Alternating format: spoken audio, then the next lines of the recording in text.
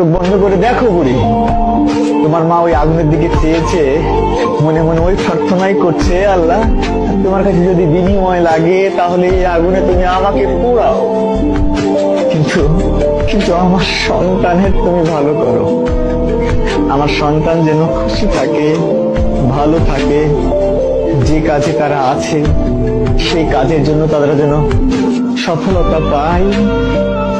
আর তুমি কি করছো? তুমি এখানে এসে খুবই আরামে আরামে দিন পার করছো তো? ও মেয়ে, তোমার কি বিবেক আছে? তোমার কি বিবেক আছে? তুমি কি একবারও তাদের এই কন্ট্রিবিউশনটাকে সামনে আনতে পেরেছো? কি বাবাকে ফোন দিতে চাইলা না? বাবার হার্ট অ্যাটাক করবে, ওই অনুভূতি তো আছে যে তোমার নিউজ, খারাপ নিউজ পেলে বাবা হার্ট অ্যাটাক করতে পারে।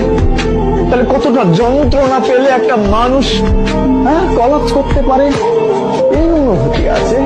কিন্তু নিজেকে সিরিয়াস করা যায় না যে 100% আমি আমাকে সম্পৃক্ত রাখলাম, এখন থেকে কোনোভাবেই এলোমেলো ভাবে সময় নষ্ট করবো না।